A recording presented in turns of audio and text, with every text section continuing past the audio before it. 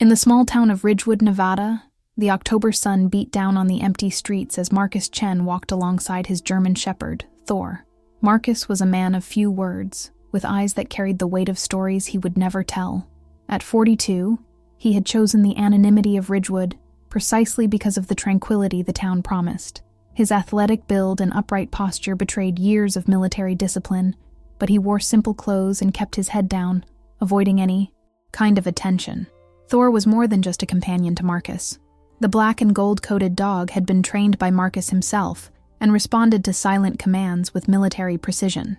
Together, they formed an unlikely pair in that town where everyone knew each other and outsiders were viewed with suspicion. Marcus had bought a small house on the outskirts of town 6 months ago, paying in cash, without asking questions or answering anyone's curiosity. That particular afternoon, Marcus and Thor were walking down Main Avenue when a local police car slowed down as it passed them. Inside the vehicle, officers Derek Hammond and his younger partner, Tyler Brooks, watched the man and his dog with predatory interest. Hammond was known in Ridgewood as someone who abused the little authority he possessed. With 15 years on the department, he had built a reputation for intimidation and petty extortion that the corrupt city administration preferred to ignore. Tyler Brooks was different, younger and still impressionable, following in Hammond's footsteps, because he believed that was how things worked. He hadn't fully developed his mentor's ruthlessness, but he also lacked the courage to question him. The car made a sharp U-turn and parked next to the sidewalk where Marcus was walking. Hammond got out of the vehicle with that overconfidence that comes from years of impunity. Tyler followed him, adjusting his utility belt as they approached. Marcus stopped and held Thor by his side, with a simple hand gesture. The dog sat immediately, alert but calm, his intelligent eyes assessing the two approaching men. Hammond was around 50 years old, with a protruding belly above his belt, a face flushed from high blood pressure, and years of poor diet. His small eyes gleamed with mischief as he chewed mint gum with his mouth open. "Documents," Hammond demanded, without even a greeting, stopping less than a meter from Marcus. Marcus calmly reached into the back pocket of his jeans and pulled out his wallet, taking out his driver's license and handing it to the officer without a word. His movements were precise, controlled, unhurried, but without hesitation. Hammond examined the document indifferently before looking at Thor. "Does that dog have a license? It looks dangerous. We don't want aggressive animals in our city." "He's licensed and vaccinated," Marcus replied in a low, even voice. "All the paperwork is in order." "I decide what's in order," Hammond retorted, handing the driver's license back to Marcus, throwing it on the floor at his feet. "Take it." Marcus maintained eye contact for a moment, before slowly bending down to retrieve his document. Thor remained seated, but his ears twitched back, a subtle sign of tension that only someone familiar with the animal would notice. Tyler watched the interaction with growing unease. There was something about the silent man in front of him that made him nervous, a stillness that didn't seem to stem from fear, but from something much deeper and more controlled. "Do you know what the problem is with people like you?" Hammond continued, circling Marcus like a predator. "You come to small towns thinking you can live your lives without caring about anyone, without contributing, without integrating. That seems suspicious to me. I pay my taxes and respect the laws," Marcus said simply. "Respect the laws?" Hammond laughed, a disagreeable, mocking sound. "Then why do you never show up at community events? Why does nobody know anything about you? Honest people have nothing to hide." Marcus didn't answer. He had learned long ago that silence was often the best response to provocation. People like Hammond thrived on conflict, feeding off the reactions of others. But Marcus's silence only irritated Hammond further. The officer stepped closer, deliberately invading Marcus's personal space. "I'm talking to you. When a police officer asks a question, you answer. I work from home and I prefer privacy." "There's nothing wrong with that," Marcus finally replied, his voice still calm but with a note of firmness that hadn't been there before. Hammond narrowed his eyes. "Working from home? Doing what exactly? That seems suspicious to me too. Tyler, I think we need to search this citizen and his animal. Possible illicit activity." Tyler hesitated. "Boss, he didn't do anything. We don't have probable cause for—" "I determine what probable cause is," Hammond interrupted sharply. "Do your job or find another career." That's when Hammond made his mistake. He abruptly reached out toward Marcus, intending to push him or grab his arm. The movement was aggressive, unprepared, the kind of action Hammond had taken hundreds of times with other citizens of Ridgewood who lacked the resources or courage to fight back. But Marcus was not like the other citizens of Ridgewood. In a fraction of a second, Marcus dodged Hammond's touch with such a subtle and efficient movement that it seemed as if Hammond had simply missed his target. There was no physical confrontation, no aggression on Marcus's part, just an absence where Hammond expected contact. Hammond's face turned deep red. "You just resisted an officer. Tyler, handcuffs." "I didn't resist anything," Marcus said calmly. "You have no legal right to touch me without probable cause. I know my rights." This statement only enraged Hammond further. In his experience, citizens who knew their rights were problems that needed to be eliminated quickly, before they inspired others to question their authority. Hammond reached for his pepper spray. "I'll give you 3 seconds to put your hands on your head or that dog, and you'll find out what happens to those who break the law in Ridgewood." Thor stood up, feeling the growing tension. A low growl began to vibrate in his chest, not out of aggression, but out of protective instinct. The dog was simply responding to the obvious threats against his owner. "Aggressive dog," Hammond shouted triumphantly. "Tyler, get your weapon ready. We have a dangerous animal and an owner who can't control it." That was enough for Tyler. Even with all his inexperience and subservience to Hammond, he recognized that the situation was escalating into something potentially fatal and completely unjustified. "Boss, this isn't—" "Put your gun away," Hammond ordered, already holding his own revolver, but not yet pointing it. Marcus slowly raised a hand, a universal gesture of peace. "There's a misunderstanding. Here, I will cooperate completely. Thor, heel." The dog immediately returned to its position beside Marcus, silent and obedient, its growling ceasing instantly. "Too late for cooperation," Hammond declared, unbuttoning his gun holster. "You threatened officers with a dangerous animal. We're going to have to take you both to the station." It was then, as Hammond reached for his revolver, that it happened. Marcus moved his hand to the inside pocket of his jacket, a reflexive movement to reach for his wallet, and perhaps some other document that could defuse the situation. But the movement was misinterpreted by Hammond. "Gun!" Hammond shouted, pulling out his revolver and pointing it directly at Marcus's chest. Tyler also drew his weapon, but kept it pointed downwards, his hands visibly trembling. Marcus froze, his hand still inside his jacket. Time seemed to slow down. He had been in far more dangerous situations, faced real enemies with real weapons and genuine lethal intent, but it had always been in war zones, places where the rules were different, never on a quiet street in a small American town, under the afternoon sun, being threatened by someone he was supposed to protect and serve. "Take your hand away slowly," Tyler said, his voice breaking slightly. "Please, just take your hand away slowly." Marcus obeyed, moving his hand very slowly out of his jacket. His fingers held not a weapon, but a worn leather wallet and a small black case. "On the ground," Hammond ordered, still pointing the gun. "Throw it on the ground." Marcus carefully bent down and placed the items on the pavement.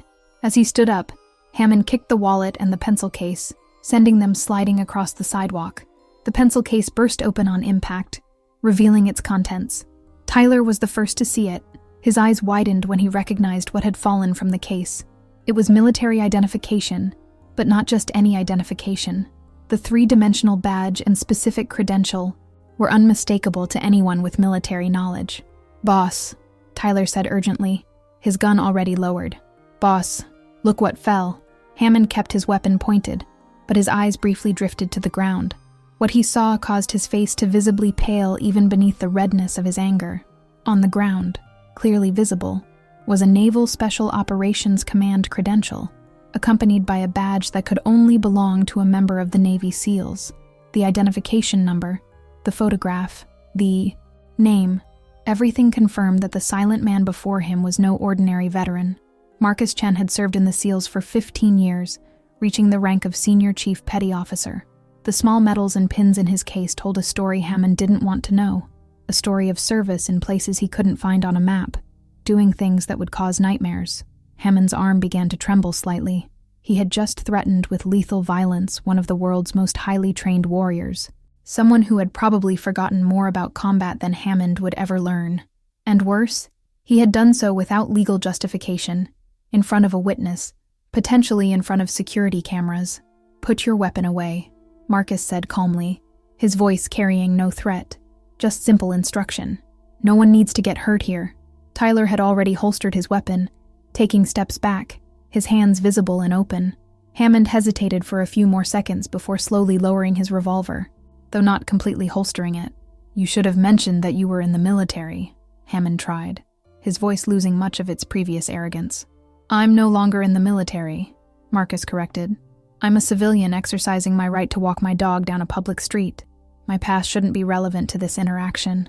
Marcus calmly walked to where his identification had fallen, bending down to retrieve it under the tense gaze of the two officers. Thor remained perfectly still, awaiting the next command. While Marcus put away his identification, Hammond tried to regain some authority. "Even so, you were aggressive when—" "I have a body camera," Marcus interrupted gently, touching a small, discreet device attached to the strap of his backpack that Hammond hadn't noticed before. "Continuous recording whenever I leave the house. Personal security protocol. I'm sure it captured our entire interaction." The blood had completely drained from Hammond's face. A body camera meant irrefutable evidence that he had threatened an unarmed civilian without provocation, had created false probable cause, and had escalated a peaceful situation into near-lethal violence. Tyler closed his eyes briefly, knowing his career was likely over before it had even truly begun. He had followed orders, but that wouldn't be a good enough excuse.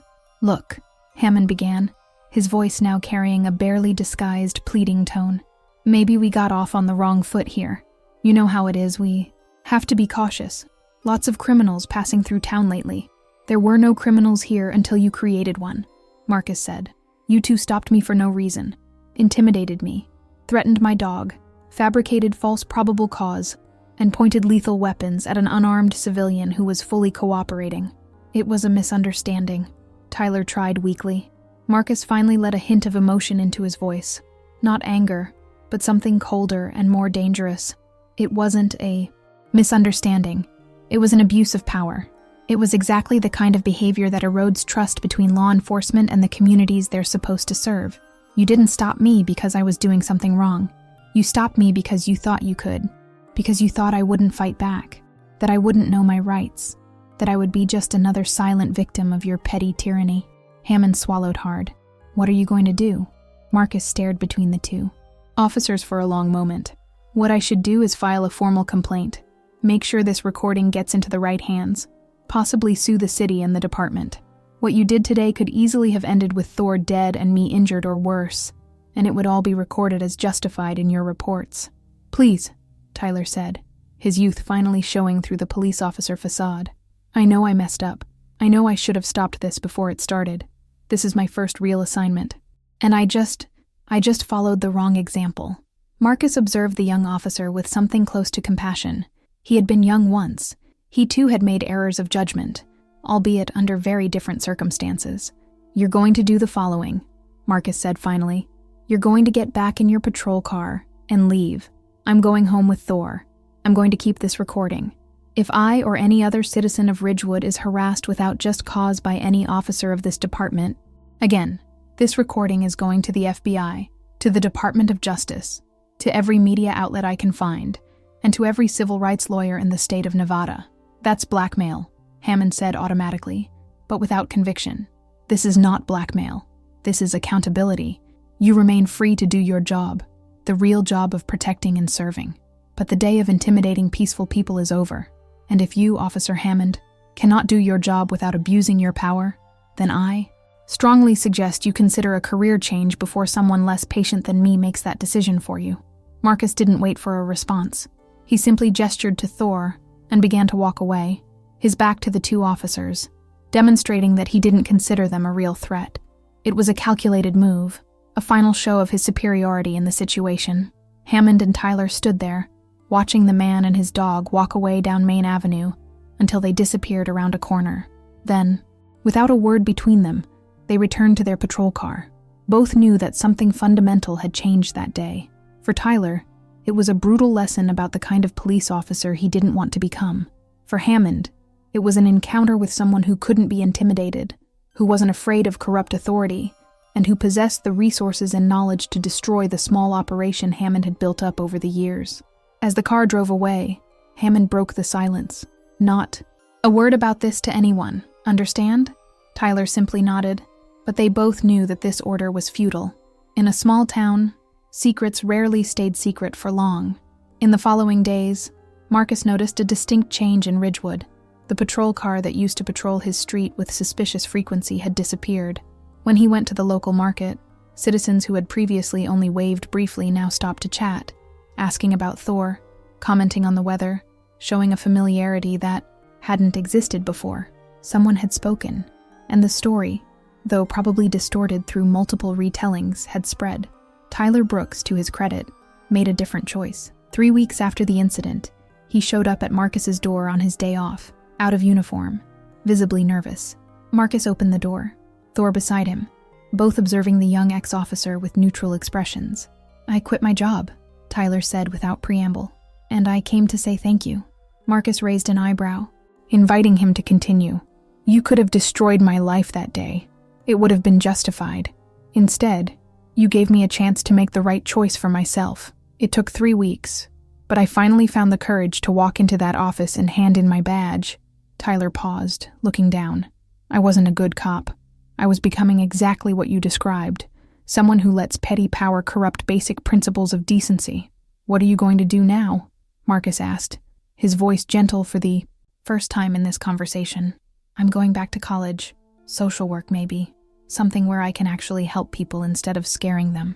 Tyler finally found the courage to look Marcus in the eye. "And I wanted you to know that I gave a formal statement about everything that happened that day. No coercion, no bargaining, just the truth." Marcus extended his hand, and Tyler shook it, a firm and respectful handshake. That took courage, more courage than most people possess. "You'll do." "Great." After Tyler left, Marcus remained in the doorway for a few moments, Thor sitting patiently beside him. The town of Ridgewood was changing, or perhaps he was finally finding his place in it, not as a silent ghost avoiding attention, but as a member of the community who wasn't afraid to stand up for what was right. Marcus had left the SEALs seeking peace, but he discovered that true peace didn't come from avoiding conflict, but from being prepared to face it when necessary, with principles intact and dignity preserved. He was no longer a warrior in the traditional sense, but he discovered that some battles were still worth fighting, even in the quiet streets of small towns, especially when those battles were in defense of those who could not defend themselves. As for Hammond, his story ended differently. The investigation triggered by Tyler's testimony revealed years of petty corruption and abuse. He retired quietly, narrowly avoiding criminal charges, only because most of his victims were afraid to testify. But his influence in Ridgewood ended completely that day, under the October sun, when he chose the wrong victim. Marcus Chen never considered himself a hero. Heroes sought glory. He had only wanted to take a peaceful walk with his dog. But sometimes, he thought as he closed the door, the most meaningful actions come from simply refusing to be intimidated, from knowing your rights, and having the courage to defend them, regardless of who is on the other side. And perhaps, just perhaps, that was heroism enough for a civilian life.